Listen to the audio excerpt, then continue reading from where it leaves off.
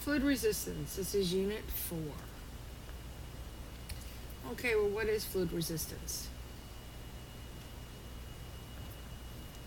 Basically, what you're looking at is that when fluid comes in contact with the inside of the wall of a pipe, right, you're going to get some friction, okay? And as the definition here, it says the outer layers of the fluid are held back. In other words, that layers that come in contact with the inside of a pipe, all right, are going to be held back, and it's a form of resistance, or almost like friction, or you want to use the term drag.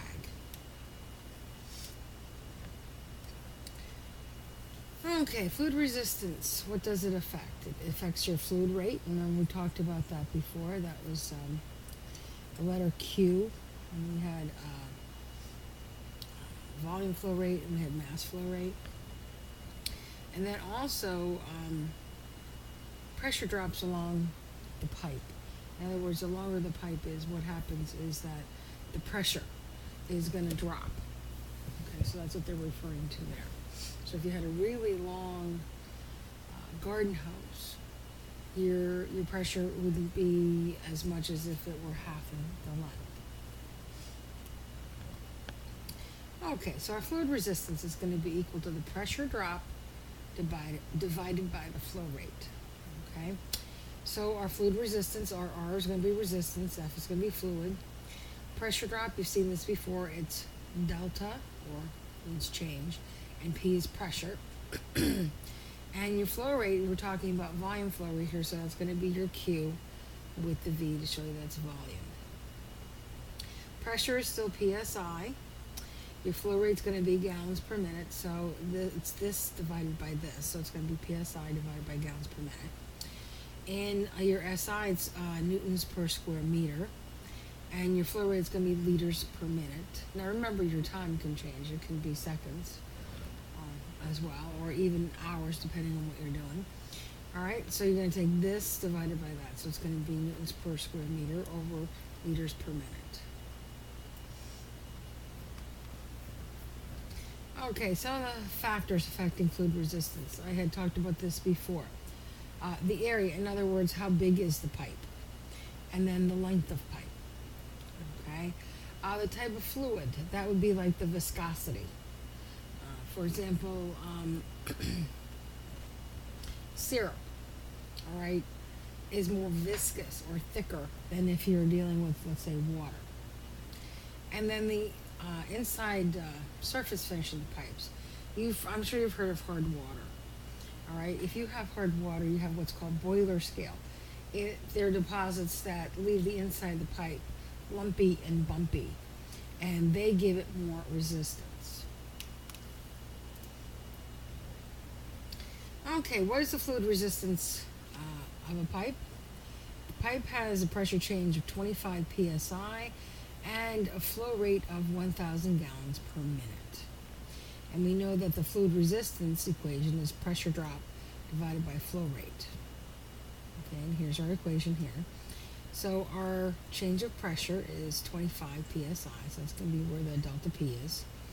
And we're also told that the flow rate of this particular situation is 1,000 gallons per minute. So it's going to be 25 divided by 1,000, which is going to give you 0.025. And then it's going to be PSIs over gallons per minute. Okay, so that's all there is to that. Looks worse than it is. Okay, and what is the fluid resistance of a pipe that loses pressure with the length of pipe? Just like what I was telling you before about the garden hose. In this particular case, the pipe loses 1 psi for every 10 feet of pipe. And the pipe is 1,000 feet long.